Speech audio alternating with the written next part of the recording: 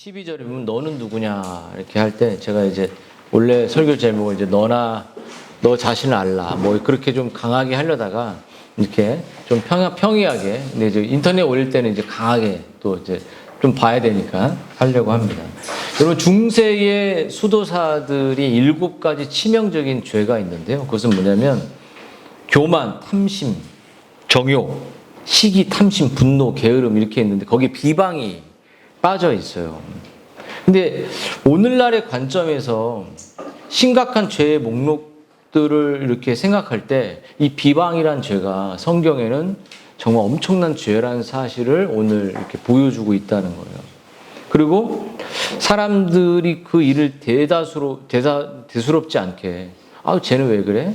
누가 그랬어? 이런 비방들을 쉽게 나오는 것이 엄청 큰 죄고 엄청 큰 하나님의 그 자신의 그 입을 더럽게 하는 구원의 백성으로서의 하지 말아야 될 우리들의 모습이 저도 막 그런 모습이 많이 있었거든요. 여러분 평판이라는 것이 연예인들도 보면 평판이 좋다가 평판 한 번 잘못 받으면 비방을 받거나 평이 안 좋으면 그 광고들이 다 끊어지잖아요. 그리고 몇 년 정도 잠적하다가 나오기도 하고 또 못 나오기도 하는 그런 일들이 있죠. 그리고 명예훼손 뭐 이런 걸 하는 것처럼. 여러분 그래서 잠언도 평판은 사람의 가장 귀중한 자산이다라고 22장에 나와 있어요. 그러므로 여러분 정말 인간 사회는 이런 비방의 심각성을 인식해야 돼요. 서로 형제끼리 제가 그랬어요. 형아가 그랬어요. 오빠가 그랬어요. 이런 거 엄청 큰 죄라는 사실을 기억해야 돼요. 잘 들어. 그래서 오늘 야고보는 12절에서도 뭐라면 너는 누구냐라고 말해요. 여러분 우리가 누군가를 비방하고 할 때 자신의 존재에 대한 인식이 없다는 거예요. 그러니까 어떤 사람이 비방하냐, 어떤 사람이 비방하냐면 무지한 사람만 비방할 수 있습니다. 그리고 자기가 죄 없다고 자기는 죄가 하나도 없고 잘못한 것이 없다는 사람만 비방할 수 있어요. 그리고 그 사람의 마음속에는 뭐죠? 자기 속은 감추면서 자신의 부패한 본성을 이렇게 드러내는 거죠. 그래서 하나님이 우리에게 언어를 주신 목적은 다른 사람을 세우고 다른 영혼을 격려하고 다른 영혼에게 바른 진리를 가르쳐서 바른 길로 가게 하는 것이 우리에게 언어를 주신 목적인데 여러분 우리의 그 말은 어떻습니까? 자, 에어컨 좀 켜줘. 이렇게 덥대. 조금만 올려줘요. 자, 잘 봐. 여기 봐봐. 우리가 누군가를 비방하는 것은 내 언어가 아직 바뀌지 않았다는 거예요. 크리스찬이 거듭났을 때 언어가 바뀐 것처럼 우리의 언어는 정말 거듭난 언어가 돼야 돼. 자꾸 내 안에 비방이 나올 때 그것을 이렇게 말씀으로 죽일 수 있는 언어가 돼야 되는데 그렇지 않은 언어 생활을 하고 있는 건 뭐냐면 오늘 야고보는 우리의 그 비방의 언어가 우리의 구원의 삶과 연결돼. 다 야고보는 우리의 삶과 구원을 연결시키죠. 근데 여러분 이 비방이라는 건 뭐냐면 오늘 말씀을 판단하는 자가 누구냐 이런 말을 하잖아요. 너 누구냐 이렇게 말하면서 여러분 성경의 말씀 위에 있는 자들만이 비방할 수 있습니다. 그러니까 다시 말하면 성경 위에 있는 거예요. 내 감정이. 성경 위에 내 사상이 있는 거예요. 성경 위에 내 모든 가치관이 있는 사람을 다시 말하면 교만한 사람이죠. 여러분 오늘 야고보는 뭐라면 비방하는 것은 율법을 비방하고 율법인 성경을 판단하는 거예요. 그러니까 성경이 왜 이래?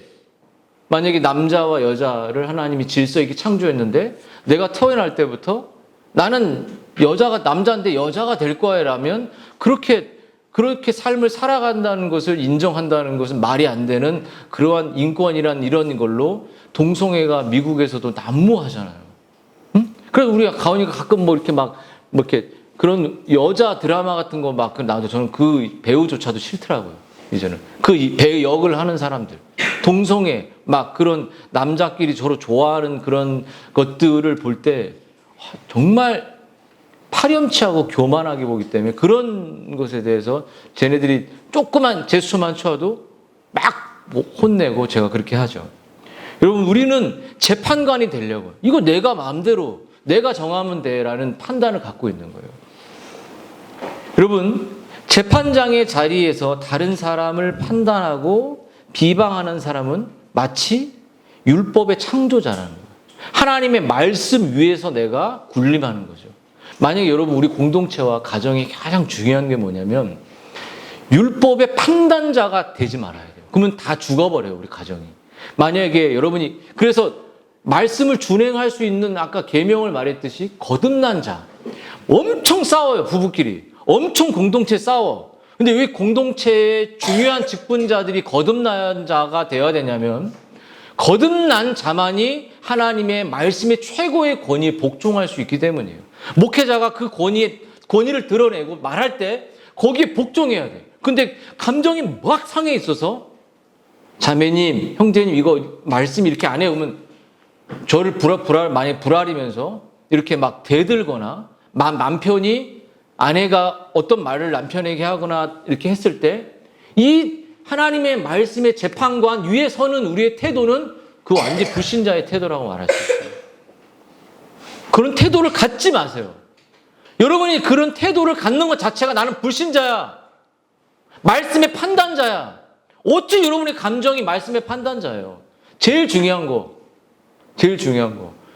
정말 어떠한 극도의 순간 속에서도 이 공동체 예배를 보면, 나 오늘 마음에 당신 너무 싫으니까 우리 어머니 싸울 때 교회 안 가! 그렇게 하지만 어머니 안 됩니다 라고 저도 이렇게 할 때 예배를 쫙 하고 옷도 여러 번 갈아입고 오늘도 몇 번 색깔 바꿨어. 힘들었었네. 이제 골라오지만 이제 자기 좋아하시는 걸 골랐지만 판단자가 절대 되지 마라. 이걸 회개하셔야 됩니다. 정말 남편이 감정적으로, 아내가 감정적으로 이게 아니라 하나님의 말씀이 여보 당신 이래요 이러면 거기에 복종할 수 있어야 돼요. 안 그러면 감정이 판단자가 돼버리거든요. 그때도 하나님 앞에 복종할 수 있는 자만이 가정을 세우고 교회를 세울 수 있어요. 아이들이 아빠가 어떤 얘기 했을 때 아빠 내 생각은 아까 나와 내라고 말하죠. 자하잖아, 자. 멘턴이 그런 말 하잖아요.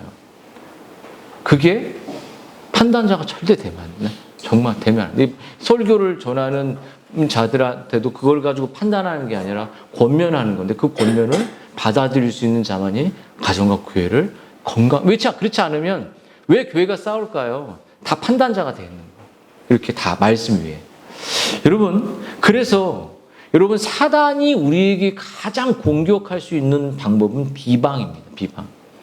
하나님의 진실성, 하나님의 그 선한 사랑을 왜곡시켜버리는 비방을 줘요. 여러분 비방과 판단은 처음부터 사단이 시작한 겁니다. 하나님이 그래? 이렇게 말하는 거예요. 야, 잘 생각해봐. 뱀이 여자에게 이르되 결코 죽지 않아. 결코 죽지 않아. 이 길로 가면 자녀가 잘 돼. 이렇게 말했잖아요. 근데 몸은 죽지 않았지만 아담의 영혼은 죽어버렸어요. 아담의 영혼은 하나님과의 임재를 상실해버렸습니다. 죽어버렸잖아요. 거짓이잖아요. 하나님을 비방하기 시작했어요. 너희가 그것을 먹는다니 눈이 밝아져. 눈이 밝아지는데 어떤 눈이 밝아지냐? 세상에 대한 눈이 밝아져 버렸어요. 욕구, 탐욕이 없는데 탐욕에 대한 욕구가 막 생겨버렸어요. 정욕에 대한 욕구가 눈이 밝아져 버렸어요. 하나님에 대한 영적인 눈이 밝아져 보이지 않는 믿음의 세계를 보지 아니하고 세상의 세계를 보는 사단의 이 비방이 우리 안에 들어가는 것이죠.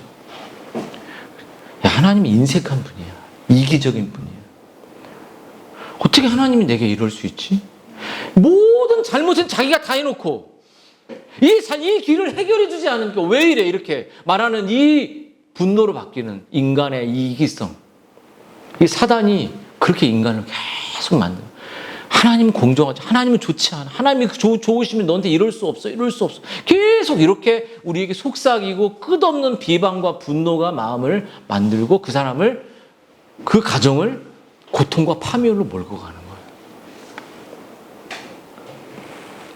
이런 비방에 대한 성경의 권면과 사례는 뭐냐면 여러분 만약에 저도 부목사 때 담임 목사 비방 진짜 많이 했거든요. 내가 담임하면 잘할 거다. 뭐 할 거다. 뭐 절에 설교가 막 이러고 했는데 여러분들 언젠가 저를 비방할지 모르죠. 아, 왜 저래?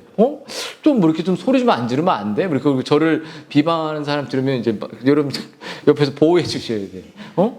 여러분, 시편에서도 그의 혀로 남을 허물하지 아니하는 것이 있다고 말해요. 사람을 이제 레위기도 비방하지 말라라고 19장에 나오고, 이웃을 헐뜯는 자를 내가 멸할 것이다라고 시편 110편, 101편도 말합니다.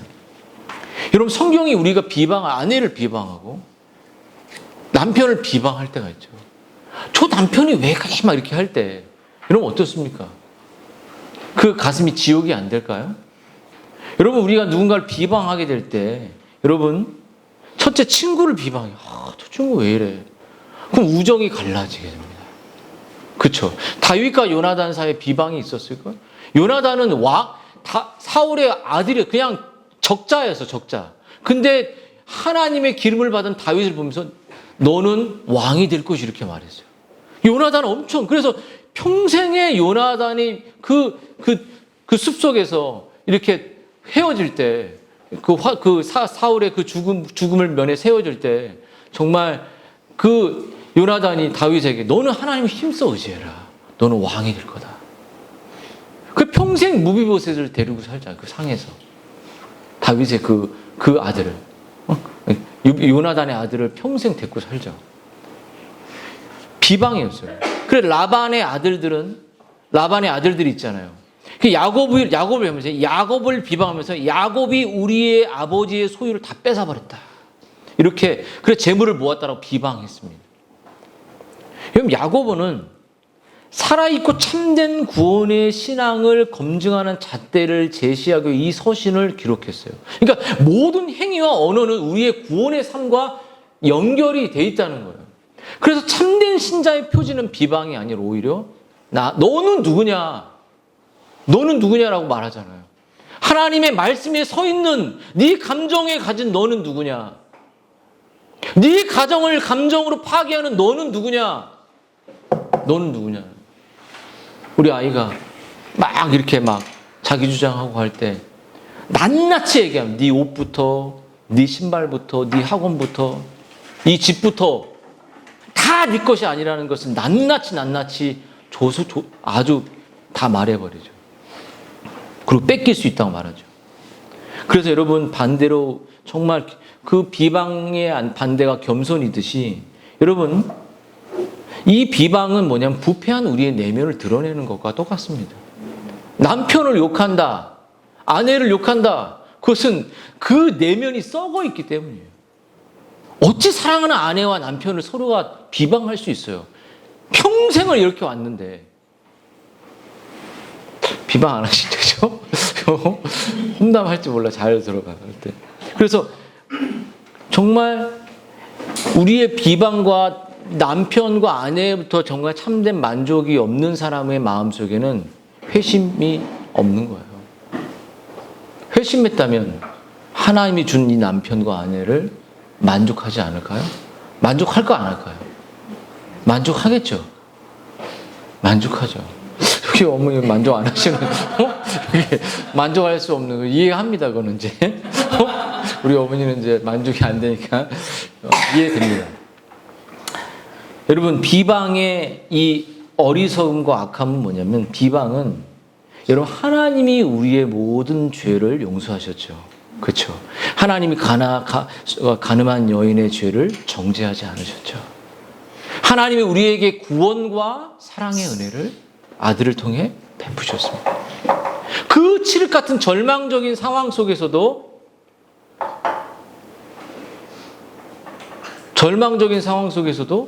우리를 사랑하시고 구원하셨죠.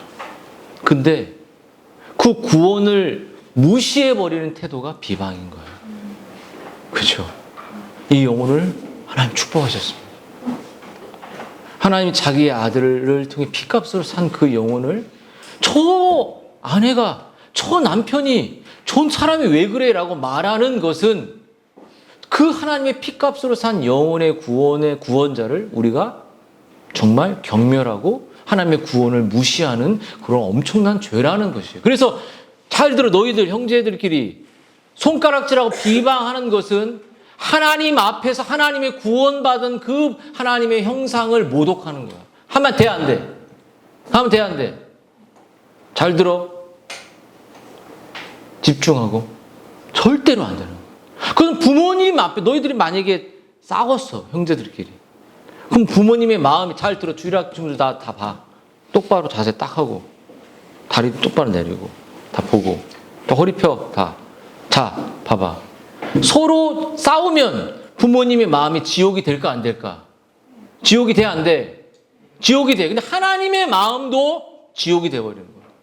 하나님이 우리를 구원한 하나님 우리 아버지인데 서로 비방. 아, 쟤는 안 해요. 그러면 부모님도 지옥이 되지만 우리를 구원하신 구원자이신 하나님 마음이 지옥이 돼버려요. 지옥 되게 할 거 안 할 거야? 지옥 되게 해야 할 거 안 할 거야? 계속 내가 그렇게 하고 있다 그러면 부모님 지옥 가, 지옥이 되라. 부모님 마음, 엄마 마음 진짜 아파라. 아빠 마음 아파버려라. 하나님 마음 더 아파라. 그렇게 하는 거야. 하면 안 돼. 서로 비방하면 안 돼. 둘 다 같이 사랑하시, 똑같이.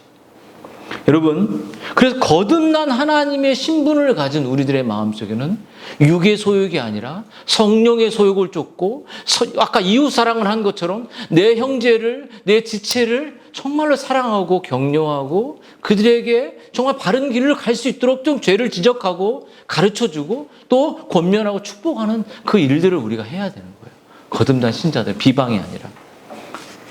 그러면 여러분 우리가 뭐라고 아까 말했잖아요. 비방하는 우리가 혈육으로도 미쳐진 사람인데 만약에 한번 봐봐.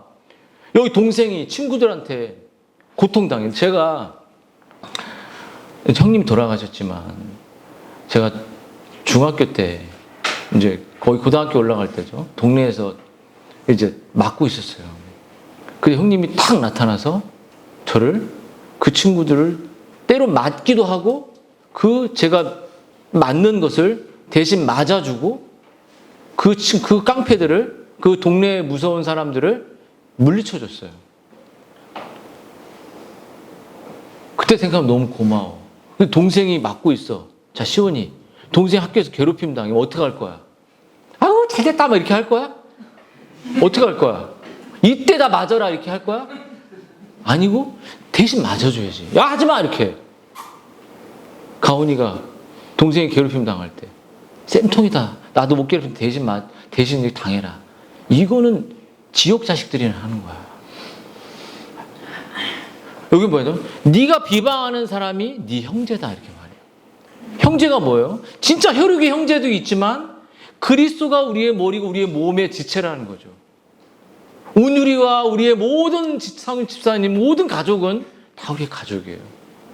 가족이기 때문에 음식도 맛있게 준비하고 가족이기 때문에 먹거리도 생각하고 가족이기 때문에 좋은 일회가 태어날 때 좋은 정말 모자실 하나 만들어주고 싶은 하나님 그런 장소를 달라고 기도할 수밖에 없는 거예요. 가족이기 때문에 저 아이가 정말 안전하게 크고 기쁘게 자라는 그 기도 제목이 나오죠. 여러분 그래서 그리스도의 피조물 중에 우리로 한 열매가 되게 하시고 자기의 뜻을 진리의 말씀 우리를 낳았다. 그러니까 진리의 말씀으로 우리를 낳아서 그리스도 안에서 우리를 계속 이렇게 서로 한 몸이 되어 살아가게 한 거죠. 그럼 여러분 우리가 아까도 말한 것처럼 내가 지체 형제를 판단하는 것은 부모를 고통스럽게 하는 거죠. 하나님 아버지를 가슴 아프게 하는 거다. 그리고 너희들이 회개할 게 뭐냐? 하나님 먼저는 싸워서 엄마 아빠의 마음을 지옥이 되게 엄마 아빠를 화가 나게 한 그 죄를 회개해야 돼. 둘째는 하나님 아버지를 마음 아프게 한 거죠. 여러분 지체를 비방하는 것은 뭐라고 말하냐면 성경에 누군지 나를 믿는 마태복음 18장에 나를 믿는 자, 이 작은 자 중에 하나를 실족해 하면 연자 맷돌을 목에 달고 깊은 바다에 빠져 죽는 게 낫다. 여러분, 비방을 하려면 목에다가 돌을 메고 죽으래. 네 가족을 비방할 정도로 네가 그렇게 그런 인생이라면 연자 맷돌을 메고 죽으라는 게 죽으라는 뜻이야? 아니면 비방하지 말라는 거야? 비유잖아, 비유. 예수님이 연자 돌 메고 죽어. 이게 절대 비방하지 말라는 거 아니면 비방하라는 거야? 비방하지 마. 입에 욕을 하지 마. 손가락질 하지 마. 쟤 이런 거 하지 마. 다. 엄마 왜 이래, 왜 이렇게 해? 이런 거, 아빠 왜 이래? 하지 마. 너네보다 나으니까. 그래서 더 말해서는 비방을 멈추고 비방을 피하고 우리의 입을 재갈 멀리고 비방이 생길 때마다 여러분 우리 어떻게 해야죠? 하나님의 말씀 앞으로 가는 거야. 아멘. 그래서 이 비방을 만약에 내가 했다. 계속 비방이 나온다. 동생을 판단하고 오빠를 판단하고 형과 이렇게 판단한다. 누구 비방한다. 그것은 하나님의 율법을 계명을 범하는 거고 하나님의 권위를 도전하는 거고 하나님의 말씀을 무시하는 거고 하나님이 없다라고 말하는 거예요. 이 하나님의 율법의 두 계명, 이웃을 사랑하는 것은 선택이 아니라 율법과 성지자의 강령이다라고 했어요. 하나님 우리에게 명백하게 이거 지켜야 된다고 말했죠. 여러분, 우리가 정말 비방하는 마음, 막 그 분노가 내가 아내를 볼 때, 남편을 볼 때 분노가 나옵니까? 분노가 나와요, 안 나와요? 나오잖아요. 안 나옵니까? 여러분, 그 분노의 감정이 여러분이 하나님의 강령을 어기는 거예요. 여러분이 뭔데 율법의 판단자가 돼요. 감정이. 여러분이 뭔데 그리스도의 몸에 이 교회를 함부로 여깁니까?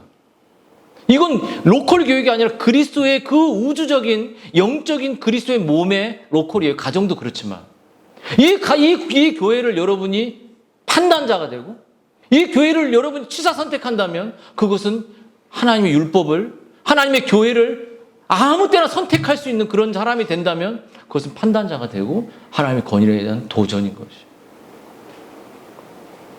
여러분 신성모독이죠. 율법을 판단하는 너는 누구냐 이렇게 말하죠. 하나님의 계명을 위에 서서 네 감정을 앞세우는 너는 누구냐. 도대체 이렇게 말해도 부모의 말씀을 거역하는 너는 도대체 뭐냐. 앞으로 너 인생이 어떻게 될 거냐. 오늘 성경에 나와 있잖아. 목사님 얘기 아니야. 잘 들어. 자, 그러면 누가 판단할 수 있죠? 오직 하나님만 판단할 수 있어요. 누가 판단할 수 있죠? 말씀을 가르치는 가장의 리더가 남편이 우리를 조정할 수 있고 가르칠 수 있습니다. 첫 번째 하나님만 판단이지만 말씀을 전하는 목회자나 말씀을 가르치는 주의 전하는 종들이 말씀으로 그들을 이끌 수 있어요. 이건 아닙니다. 막 판단하는 게 아니죠. 여러분, 부패한 인간은, 타락한 인간은 판단할 수 없어요. 타락한 인간은 정죄할 수 없습니다. 그리고 우리가 누군가를 말씀으로 때로는 판단하는 것 같지, 그럴 때 그 말씀을 전하고 말씀을 가르치는 리더들이 해야 될 것은 매일매일 내가 판단하고 있는지 내 동기를 다 살펴보고 말씀의 거울 앞에서 말씀을 이용해서 아내를 막 죽이고 있는지를 돌아봐야 돼. 말씀을 이용하면 안 돼. 말씀으로 내가 누군가를 막 타격하면 안 돼. 말씀으로 내 부패한 동기와 본성을 돌아보고 오직 하나님의 말씀이 순결하게 그의 영혼을 이끌 수 있도록 리더자들은 거울 앞에 서야 돼요. 그리고 하나님이 그의 말씀으로 그의 영혼을 판단하고 가르치고 이끌 수 있도록 해야 돼요. 여러분, 이렇게 내가 하나님의 말씀이 판단자라는 사실을 아는 자들은 뭐냐면 오늘 야고보가 말하는 것처럼 너는 누구냐? 말씀을 판단한 너는 누구냐? 내가 누군지 돌아보세요. 나는 부패한 죄인이잖아. 하나님 없으면 지금까지 여러분의 신앙이 껍데기 아니었습니까? 지금까지 여러분의 신앙이 헛물만 기는 그런 종교성이 있는 신실한 사람들이었을지도 모르죠. 매일 상석이 않고 매일 내가 세상을 갈망하지 않는 것처럼 보이지 내 마음에 세상이 가득 차 있는 안목과 이생과 그런 자랑들이 내 안에 그것을 놓지 못하여 그것을 붙잡고 그것이 떠나면 너무 슬플까 봐 내 안에 계속 그것을 놓고 기도하고 분노하고 있는 모습일지도 모르죠. 늘 상석에 앉으려고 하고 조금이라도 아이들이 상석에 앉길 바랍니다. 아이들이 말 속에 하나님이 이 아이들이 하나님 없는 인생들은 말 속으로 끌어내버려요. 그리고 하나님 있는 인생들은 높은 상석에 앉게 하시죠. 그를 사용하시죠. 귀하게 이 아이들이. 그래서 사도 바울이 말해줘. 너는 누구냐? 우리가 살아도 주를 위하여 살고 죽어도 주를 위하여 죽나니 그러므로 사나 죽으나 우리는 주의 것이다. 주님의 것이라는 거죠. 여러분에게 묻는 것이에요. 너 스스로 하나님 자리에 오른 적 없어? 묻는 것이죠. 여러분, 남을 비방하는 자들이 율법 위에 있는 존재로 여김으로써 그는 자신의 유일하고 참된 입법자와 재판관이신 하나님보다 높은 자리에 인간은 올라가는 욕구가 아담의 타락부터 시작되었습니다. 계속 인간은 하나님보다 높아지려고 합니다. 그래서 이사야는 사단은 5번이나 걸쳐서 이사야서 14장에 그 사단의 비유가 나오는데 뭐라면 내가 하리라. I will이라고 말해요. 내가. will은 의지잖아요. 내가 하려고 하는 거예요. 내가 하리라. 내가 하리라. 내가 아이를 다스리라. 내가 가정을 인도하리라. 내가 교회를 끌고 가리라. 내가 이 교회는 내 거다. 이 내가 통치한 내가 구원의 방법, 내가 전한 구원의 교리, 내가 전한 구원의 만들어진 이 창조자의 교리를 갖고 이거는 독특한 아무도 없는 이 교회만 있는 이 교리, 나의 교리, 그래서 이 교리에 빠져든 사람들이 거기에 추종하는 내가 되는 거예요. I will. 그래서 많은 사람들이 목회자를 주목하게 되고 목회자에게 구원이 흘러나온다는 착각을 하고 로마 카톨릭처럼 그래서 독특한 본인의 교리를 만들어 보편교리처럼 섞어서 그렇게 우리 목사님 이 교회를 또한 구원이 없는 것처럼 여러분 이렇게 인간이 저지른 모든 죄의 핵심에는 하나님의 율법의 자리를 찬탈하려는 그러한 욕구가 인간에게 있다는 거예요. 여러분 회개할 게 뭐예요? 한 주간 하나님 위에 서 있던 여러분의 감정을 회개하셔야죠. 한 주간 하나님의 그 권위를 맡긴 남편의 권위를 업신여긴 죄를 회개하셔야죠. 남편의 권위를 하나님이 가정의 질서를 남자에게 줬어요. 때로는 사사 시절에 여자들이 드보라처럼 간혹 가다 주시지만 여러분 죄는 인간이 하나님의 법보다 위에 있다고 주장하기 때문에 죄는 하나님 그분을 살해하는 겁니다. 살해. 여러분 살해가 뭐죠? 여러분 하나님을 내 마음속에 죽여버리는 거예요. 들어오지 마. 내 감정은 내 거야. 내 부모도 못 건드렸어. 네가 뭔데 건드려. 죽여버리는 거 하나님을. 그렇게 하나님을 난도질하고 죽인 그들의 삶 가정은 아이들부터 남편 그 아내부터 다 피폐해지는 거예요. 하나님 들어오지 마. 가인도 자기 성에 딱 들어가 버렸잖아요. 죄는 하나님을 거스려 버려요. 주님에 대한 도전과 범죄가 매일매일 일어나고 있다면 여러분 그 얼굴에 기쁨을 가질 수가 없는 거예요. 다윗이 뭐라고 말했죠? 나단이 죄를 지적하고 뭐라죠? 내가 누구께 범죄했다 그러죠? 주께만 범죄했다고 하죠. 여러분의 죄는 남편에게 아내에게 지은 죄가 아니라 우리 말씀의 권위를 가진 하나님께 지은 그 앞에서 보는 죄인 거예요. 죄. 그 죄를 성령이 그래서 슬퍼하신다는 거죠. 그 죄를 보면서 이 파렴치한 놈아 왜 그 죄를 지으면서 너는 내 앞에서 성령이 슬퍼한다고 말하지? 인격이시기 때문에. 우리의 마음속에 하지 마, 짓지 마, 대적하지 마. 계속 그 길로 가는 거예요. 여러분, 하나님만이 우리의 법을 제정하신 분을 적용하고 판단하고 오직 설교와 진리를 통해서 우리를 설득하고 우리를 조정하죠. 그래서 여러분 17세기 청교도 잉글랜드 청교도 랄프 매닝은 이렇게 말했습니다. 이 죄의 심각성을 아주 뚜렷하게 지적했어요. 그는 자신의 저서에서 엄청난 저서죠. 죄의 죄악됨에 대해서 이렇게 죄의 죄악됨 엄청나죠. 죄의 죄악됨. 죄의 죄악됨은 그것이 죄의 측면일 뿐만 아니라 죄의 본질의 측면에서도 하나님을 거역하는 일이라는 점에서 찾아볼 수 있다. 실로 모든 죄는 그 자체로 하나님을 거역하며 대적하는 일이다. 육신적인 자들 또한, 하나님 믿지 않는 자들 또한 죄인들은 하나님의 원수라는 이름으로 불린다. 그리고 육신의 마음 또는 죄 자체는 원수됨을 지칭된다. 그러므로 성경에서 죄와 그 행위들은 하나님을 향한 적개심을 나타내는 이름과 그분을 대적하는 행동들로 표현된다. 곧 하나님을 거스리는 것. 그런 방식으로 레위기 말씀. 또 그분을 거역하고 그분께 맞서고 그분과 쟁론하고 이런 일들이 죄에 일어난다는 거죠. 하나님을 멸시하고 죄인들은 하나님을 또 미워하고 모독하고 여러분 이런 죄들이 우리 안에 가득하다는 거예요. 여러분 그래서 남을 비방하지 않으려면 어떻게 해야 될까요? 우리가 하나님의 말씀의 판단자가 되지 않으려면 어떻게 해야 될까요? 오늘 야고보서 12절 한번 읽어봅시다. 다 같이 읽어봐. 우리가 누구 지적하지 않으려면 12절 같이 읽어봅시다. 시작. 입법자와 재판관은 오직 한 분이시니 능히 구원하기도 하시며 멸하기도 하시느니라. 너는 누구에 비해 이웃을 판단하느냐. 자, 한번 나한테 물어봅시다. 나는 따라요. 나는 누구냐?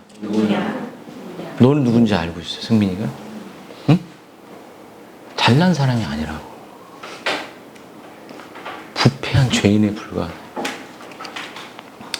여러분, 왜 우리가 누군가를 비방할까요? 그것은 자신이 중요하다는 거예요. 자신의 감정이 대단히 중요하다는 거예요. 자신의 살아온 인생의 틀이 너무 중요하다는 거예요. 근데 그 중요한 것이 성경만큼 중요하진 않아요. 성경에서 말하는 권위만큼 중요하지 않습니다. 근데 여러분, 내가 괜찮은 사람이라고 생각하지 않을 수 있어요. 근데 성경의 권위의 말씀으로 들이댈 때 여러분의 감정을 들이댄다면 그것은 여러분 성경을 무시하는 겁니다. 그리고 여러분은 그렇게 될 거예요. 여러분의 감정과 여러분의 삶의 틀을 건드리지 않는 교회를 찾게 될 겁니다. 여러분의 내면을 만지지 않는 교회를 찾는, 쇼핑하는 교회를 찾아가게 될 거예요. 교회를 왔다가 돌아가는 그러한 방문객의 삶을 살아가게 될 겁니다. 그렇게 여러분의 인생과 여러분의 가정이 그렇게 아내도 피하고 남편도 피하는, 서로 전쟁이 일어나지 않는, 가족도 건드리지 않는, 그러한 내면을 건드리지 않는 그러한 가정과 교회는 죽은 거예요. 죽어 있어요. 그런 길을 가고 싶습니다. 그건 판단자가 되려고 하면 왜 날 건드려? 왜 날 바꾸라고 해? 남편의 그 아내의 이 판단을, 진리의 권면을 거부하죠. 왜? 진리 위에 서 있으니까. 교만한 자들입니다. 그 자들은 거듭나지 않은 자라고 말하죠. 그의 혀는 교만하다고 말해요. 숨겨질 뿐이지. 네가 무엇이기에 아내의 판단과 남편의 성경의 권면을 무시하냐? 네가 무엇이기에? 교만하기 때문에, 사단이 주는 마음이기 때문이죠. 그래서 박영성 목사님이 1년 포 중에 제가 지금은 한참 지났지만 너나 잘해라는 표가 있어요. 제가 오늘 설교 제목 너나 잘해. 이걸로 바꿔놓을 거예요. 조회수가 좀 많아지게. 여러분, 우리가 이 많은 진리를 좋아하고 또 개혁주의 진리를 사랑하지만 여러분, 우리가 이러한 삶을, 우리가 이 자기중심적인 이 삶을 우리가 부인하지 않는다면 우리는 이 시편의 기자처럼 뭐라고 말하죠? 짐승이에요, 짐승. 내가 우매무지하고 짐승과 같다. 짐승의 본능이 나오는 거, 건드리면. 그 본능이 나오니까 안 건드리고 가정이 평화되려고 잠잠할 뿐이지. 그럼 가정이 망하는 거예요. 분노가 나 건드리지 마. 여태까지 건드린 사람 없잖아요. 근데 어느 날 건드리게 될 거예요. 아내가 건드리든 남편이 건드리든 아이가 건드리든 여러분의 이 본능을 깨뜨릴 하나님의 주먹이 여러분에게 통치가 날아갈 때 그때는 그럼 다 쓰러지게 되는 거예요. 그리고 납작 엎드러지게 되는 거죠. 여러분, 남을 비방하는 자들. 여러분, 남을 비방하는 자들을 불러일으키는 엄청난 피해를 제가 청교도의 문헌에서 한번 여러분에게 읽어주려고 합니다. 여러분, 노스타코타주 어느 작은 마을에 한 가족이 오붓하게 살았어요. 여러 가족들이 있겠죠. 그 가정의 젊은 어머니는 둘째 아이를 낳은 후 건강이 좋지 않았지만 그 가정은 너무 행복했습니다. 그 가정의 젊은 어머니는 둘째 아이를 낳은 후 늘 이렇게 건강이 안 좋지만 남편에 내조를 하고 매일매일 저녁이 되면 이웃 사람들은 가정이 남편이자 아버지인 이가 집에 돌아오는 그때를 기다렸다고요. 아이를 데리고. 그리고 그 아내와 두 어린 아이를 반갑게 마주하는 모습을 동네 사람들은 본 거예요. 남편을 잘 내조하고 또 남편도 아내를 사랑한 거죠. 여러분, 그럴 때 가족의 마음속에 있던 그 따스한 온기가 이렇게 흘러간 거죠, 마을에. 또 저녁 무렵 그 집에서 밝은 웃음소리가 들려오고 또 날씨가 좋은 날은 아버지와 아이들이 뒷마당 잔디밭에서 즐겁게 뛰놀고 또 어머니는 흐뭇한 아이들이 그 모습을 보고 흐뭇한 모습을 지켜봤다 그래요. 근데 그런데 이게 중요해요. 그런데 어느 날 사람들 사이에 어떤 소문이 퍼지기 시작했습니다. 이는 그 젊은 남편이 부정한 일을 저질렀다는 이야기가 그 마을에 쫙 퍼졌어요. 그리고 비방하기 시작했죠. 이는 전혀 근거 없는 이야기였지만 마침내 그 젊은 아내의 귀까지 이게 들어오게 된 거예요. 그리고 그녀는 그 이야기를 도저히 견디지 못하고 그 이성을 잃고 충동적인 일들이 발생되기 시작하는 감정이 막 분노가 일어나니까. 그날 저녁 남편이 집에 돌아올 때는 아내와 아이들이 나와 있지 않는 거예요. 그 비방이 쫙 퍼지고 나서.